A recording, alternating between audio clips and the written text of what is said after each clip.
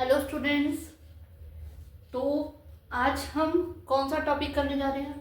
कौन सा करने जा रहे हैं? देख लिया सामने, सिमिलैरिटीज वर्सेस कॉन्ग्रुएंसी। ठीक है, आई नो सब बच्चे ये बोल रहे होंगे कि मैम ये टॉपिक हमें कभी समझ में आया ही नहीं, है ना। और जबकि ये 10th का 6 चैप्टर और 9th के 7 चैप्टर के लिए बहुत इंपॉर्टेंट टॉपिक है। ठीक है, एक्चुअली समझ ना आने का कारण क्या है कि बच्चे इसे कभी बेसिक नहीं समझते हैं। ठीक है, सिंपल बस क्या करते हैं हम लोग कि ये सिमिलैरिटी के रूल हैं, ए रूल हो गया, एस रूल हो गया, ट्रिपल एस रूल हो गया। ठीक है, इससे हम इसे सिमिलैरिटी करेंगे। सिमिलैरिटी के अंदर एंगल्स इक्वल होते हैं और साइड्स की रेशो इक्वल होती है, और कॉन्ग्रुएंसी के अंदर साइड्स इक्वल होती है। ठीक है, इस तरह से हम रूल्स कर लेते हैं। लेकिन सिमिलैरिटी क्या है और कॉन्ग्रुएंसी क्या है, इवन यहां तक बच्चों को यहां भी ये भी क्लियर नहीं होता कि कॉरस्पॉन्डिंग एंगल कौन से हैं। ठीक है, वो भी लेने टफ लगते हैं, तो फिर टॉपिक अपने आप टफ हो जाएगा। तो आज के वीडियो में ये सारी कंफ्यूजन हम दूर करने वाले हैं। आई एम श्योर आज का वीडियो अगर आपने पूरा कंप्लीटली देख लिया तो इसके बाद जो 10th का 6 चैप्टर है, जो कि सबसे टफेस्ट चैप्टर होता है 10th क्लास का, सब बच्चों को सबसे ज़्यादा टफ लगता है, वो चैप्टर बहुत इजी लगने लग जाएगा। अब क्यों लगने लग जाएगा इजी? वही बात जो मैंने पहले आपको बोली है, पहले की वीडियोस में बोली है कि जब हमें जो सम है, जो क्वेश्चन है, उसके वर्ड्स और उसका बेसिक चीज़ें अच्छे से क्लियर होने लग जाती है, समझ आने लग जाती हैं, तो वही चीज़ हमें इजी लगने लग जाती है। क्या करते हैं हम? मोस्टली रट्टे लगाते हैं कि हाँ इसका मीनिंग ऐसे, इसको ऐसे करना है, इस सम को ऐसे करना है, तो इसलिए वो टफ हो जाता है। तो ज़्यादा मैं बातें नहीं करती, तो स्टार्ट करते हैं। सिमिलैरिटी। तो सिमिलैरिटी क्या होती है? सिमिलैरिटी का साइन तो आई एम श्योर सबको पता होगा। ये होता है सिमिलैरिटी का साइन और ये होता है कॉन्ग्रुएंसी का साइन। इसके अंदर ये जो इक्वल टू आया है, इसका भी एक रीजन है। ठीक है, तो पहले हम देखते हैं सिमिलैरिटी। सिमिलैरिटी क्या है कि दो चीजें कब सिमिलर होंगी? जब वो देखने में सिमिलर हो। देखने में मीन समझ में आता है कि उनकी शेप सेम। ठीक है, अगर हम कहें कि ये एक स्क्वायर है और ये भी एक स्क्वायर है, ठीक है, तो ये दोनों क्या होंगे? ये दोनों सिमिलर होंगे। इसी तरह अगर ये सर्कल है, ये सर्कल है, ये भी सिमिलर है। क्यों?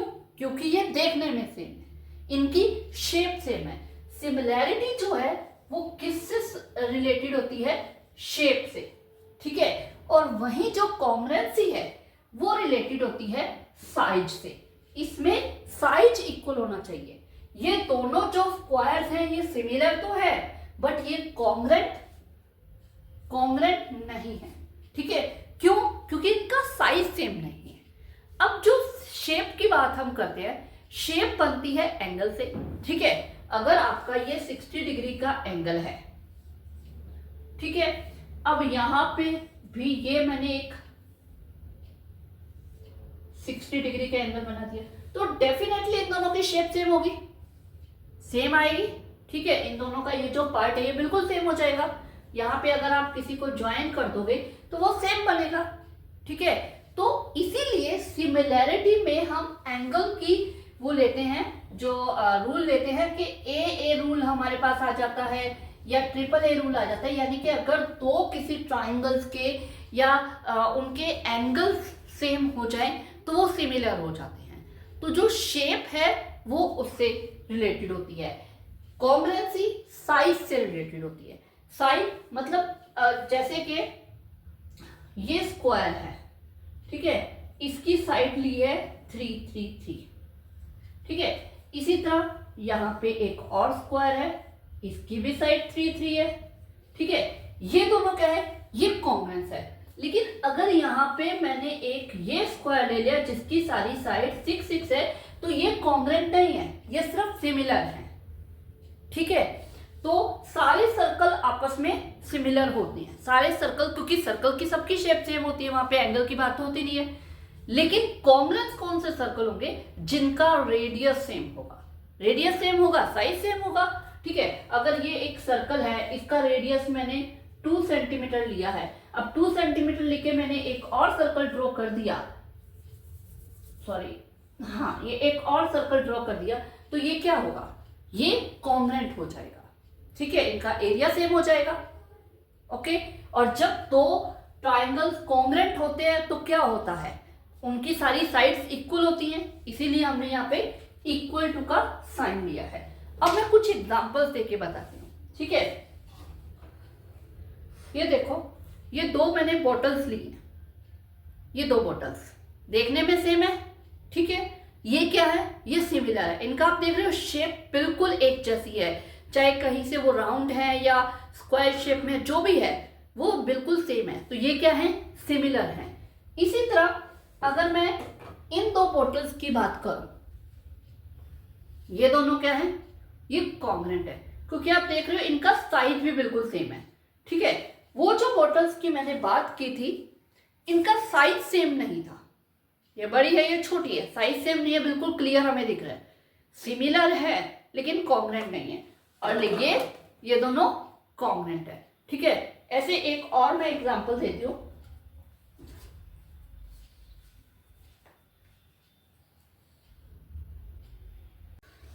तो आप देख सकते हैं मेरे हाथ में एक तरफ दो डायरीज है, एक तरफ दो नोटबुक्स है। ये जो डायरीज है, ये देखो, ये एक डायरी है और ये एक डायरी है, इनकी शेप सेम है, शेप सेम है, ठीक है।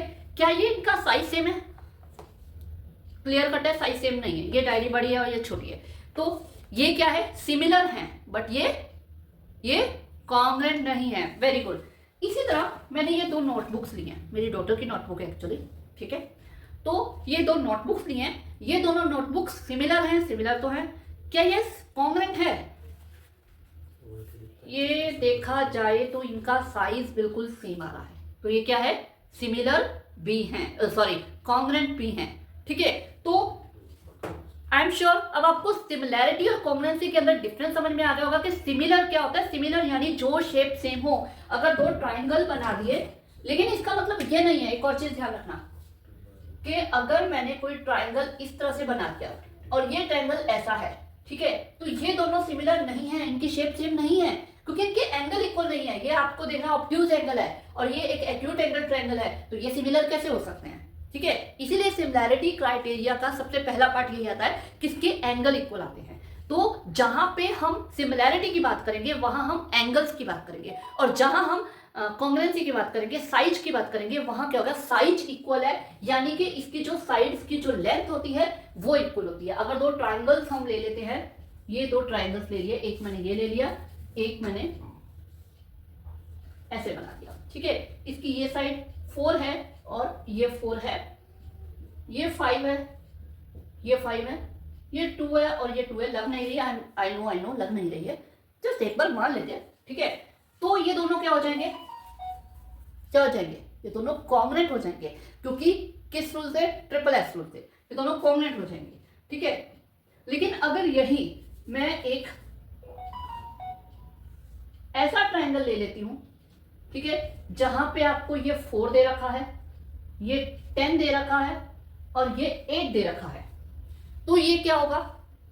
ये सिमिलर है लेकिन ये कॉन्ग्रुएंट नहीं है, क्योंकि इनका साइज इक्वल नहीं है, ठीक है। सिमिलैरिटी में एक और चीज आती है, जो बड़ी होती है चीज वो एक रेशो में बड़ी होती है। इनका जो साइड्स हम लेते हैं उनकी रेशो इक्वल लेते हैं, एक रेशो में इक्वल होती है, कि जैसे अब आप देख सकते हो ये 2 है, ये 4 है, तो इनकी रेशो क्या होगी? ये डबल हो गया, ठीक है। ये 4 है, ये 8 है, रेशो डबल हो गई। ये 5 है, ये 10 है, रेशो डबल हो गई। तीनों की रेशो क्या हो रही है? डबल हो रही है। सेम रेशो में तीनों साइड अलग हो रही है, तो हम क्या बोलते हैं? वो सिमिलर है, ठीक है। ऐसे नहीं जैसे मैंने यहां पे लिया है, ठीक है। एक लाइन तो ऐसी है, ऐसे जा रही है, एक लाइन इतनी बड़ी है, एक ऐसे है और उसमें बिल्कुल अलग जा रही है, तो ये सिमिलर नहीं होंगे, उनमें रेशो सेम होगी, एंगल सेम होंगे, ठीक है। क्लियर? तो इस वीडियो में इतना ही, लेकिन इसके साथ के साथ एक और वीडियो मैं अपलोड करने वाली हूँ जिसमें सिमिलैरिटी और कॉन्ग्रुएंसी के रूल्स को भी बहुत अच्छे से मैं समझाऊंगी, और भी थोड़ा सा हम इस टॉपिक को और थोड़ा डीप में अंडरस्टैंड करेंगे, ठीक है। कह सकते हो to be continue. To be continue समझते हो ना, वो सीरियल्स में आता है टू बी कंटिन्यू, तो वैसे ही तो कुछ इस टाइप का आप देख सकते हो। मैं इस तरह से आपको इसके सिमिलैरिटी और कॉम्बिनेंसी के रूल्स को अच्छे से क्लियर करवाने वाली हूँ। ठीक है, एक्चुअली इस वीडियो में भी आ जाता, लेकिन थोड़ा वीडियो लंबा हो रहा था, तो थोड़े दो छोटे छोटे वीडियोस में मैंने इसे समझाया है। ओके।